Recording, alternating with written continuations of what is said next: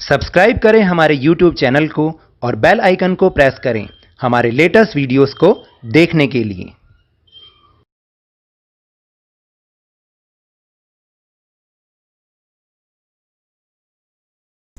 Hello and welcome to Lavneesh sir की class. आज की ये शिक्षा निदेशालय राष्ट्रीय राजधानी क्षेत्र दिल्ली की वर्कशीट नंबर 12 जो कि कक्षा 7वीं के विद्यार्थियों के लिए है, यह ली गई है हिंदी विषय से। और इसमें आज हम आपकी पाठ्यपुस्तक का एक अन्य पाठ यानी एक कविता जिसका नाम है कठपुतली, उसके बारे में समझने की कोशिश करेंगे। कठपुतली सुन के मज़ा तो आया होगा, क्योंकि कठपुतली का डांस देखना, उसको देखना ही अपने आप में इतना मनोरंजक है कि वाकई उसको देख के बहुत मज़ा आता है। हालांकि आजकल ये कठपुतली का शो बहुत कम हो गया है। कहीं मेले लगते हैं जैसे दिवाली मेला या कोई भी जैसे मेले लगते हैं, वहाँ पर तो शायद हमें देखने को मिलता है, और गाँवों में तो इसका आज भी प्रचलन है। लेकिन शहरों में जैसे दिल्ली जैसे शहर में हमें ये कठपुतली का शो देखने को बहुत कम मिलता है। वाकई ये इतना अच्छा होता है ऐसी कला, क्योंकि अपने केवल हाथों की उंगलियों से और कुछ धागों के सहारे कठपुतली को इस तरह से नचाना कि जैसे वाकई ही वो कोई असली पात्र हो, ऐसा हमें लगता है। तो ये कला तो बहुत ही बढ़िया कला है, लेकिन धीरे धीरे ये कला ख़त्म होती जा रही है, क्योंकि लोग इसमें शायद इंटरेस्ट नहीं दिखाते हैं। लेकिन वाकई ये बहुत बढ़िया एक कला है। तो चलिए आज हम इसी के बारे में पढ़ते हैं, लेकिन इसमें हम कुछ अलग ही बात को पढ़ेंगे। जैसे हम यहाँ पर पढ़ेंगे कि एक कठपुतली क्या कहती है, यानी कठपुतली की तरफ से वो उसका क्या सोचना होता है कि अगर एक कठपुतली सोचती होगी तो वो शायद कैसा सोचती होगी। तो चलिए शुरुआत करते हैं मेरे साथ और समझने का प्रयास करते हैं।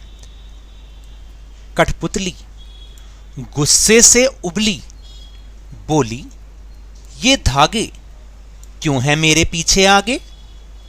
इन्हें तोड़ दो, मुझे मेरे पांवों पर छोड़ दो।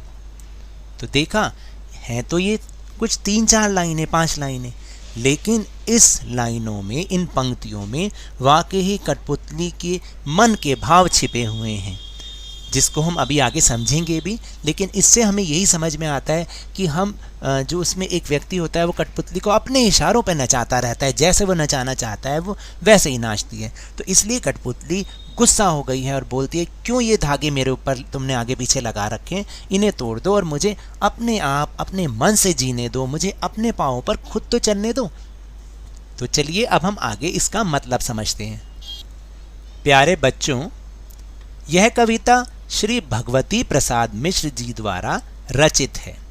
इसमें उन्होंने एक कठपुतली की मनोदशा का चित्रण किया है। वे कहते हैं कि कठपुतली बंधे होने के कारण दुखी है। यानी देखिए, आपको कई बार पेपर में लिखा हुआ आता है, कुछ पंक्तियां दे रखी होती है ना, और उसमें लिखा होता है कि प्रसंग सहित भावार्थ लिखिए। तो जो अभी अभी मैंने आपको बताया ये होता है प्रसंग। इसमें आपने प्यारे बच्चों तो नहीं लिखना, लेकिन इसमें हमें कविता का नाम और कवि का नाम जरूर लिखना होता है, और किस बारे में ये पंक्तियां हैं उसके बारे में थोड़ा सा बताना होता है कि हाँ, इस बारे में ये पंक्तियां हैं। इसको कहते हैं प्रसंग। फिर भावार्थ, यानी इसका मतलब जो अभी अभी हमने समझा था, तो इसको याद करने की ज़रूरत नहीं होती, केवल उसका मतलब समझो और उन्हें अपने शब्दों में लिखो। तो भावार्थ क्या है इन पंक्तियों का जो अभी अभी हमने पढ़ी? कठपुतली गुस्से में कहती है कि मुझे इन धागों में क्यों बांध रखा है? इन्हें तोड़ दो और मुझे स्वतंत्र होकर जीने दो, यानी मुझे आज़ाद होकर जीने दो, अपनी मर्जी से जीने दो। मैं बंधन मुक्त होकर अपने पैरों पर चलना चाहती हूँ। तो ये था इसका भावार्थ, इन पंक्तियों का भाव अर्थ, यानी उसका क्या भाव है वो हमने लिखा। अब नीचे दिए गए प्रश्नों के उत्तर देकर जानिए कि आपने क्या सीखा। तो चलिए चलते हैं अपने प्रश्नोत्तर की ओर। पहला प्रश्न है कि कठपुतली गुस्से में क्यों थी? तो इसका उत्तर है जो अभी हमने समझा भी कि कठपुतली धागों से बंधे होने के कारण गुस्से में थी। फिर दूसरा प्रश्न है कि कठपुतली क्या चाहती थी? तो इसका उत्तर है कि कठपुतली चाहती थी कि उसके बंधे हुए धागे तोड़ दिए जाएं। तीसरा प्रश्न है कि कठपुतली ऐसा क्यों चाहती थी? तो इसका उत्तर है कि कठपुतली ऐसा इसलिए चाहती थी क्योंकि वह स्वतंत्र होकर जीना चाहती थी और बंधन मुक्त होकर अपने पैरों पर चलना चाहती थी।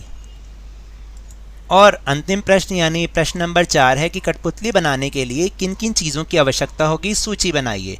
तो देखिए, जो मुझे समझ में आया वो मैंने लिखा। अगर इसमें कुछ और भी चीज़ आप ऐड करना चाहते हैं तो वो भी कर सकते हैं, जैसे रंगीन कागज़, कार्डबोर्ड, रंग, मार्कर पेन, कैंची, गोंद और कुछ कपड़े आदि। तो अच्छी थी ना आज की वर्कशीट?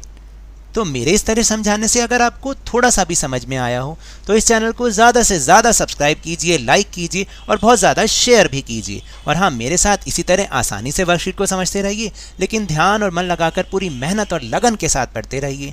और अगर आपको कोरोना वायरस से बचना है तो अपने हाथों को नियमित रूप से साबुन और पानी से धोते रहिए, मास्क जरूर पहनिए, शारीरिक दूरी बना के रखिए, क्योंकि जब तक कोई दवाई नहीं तब तक कोई ढिलाई नहीं। धन्यवाद।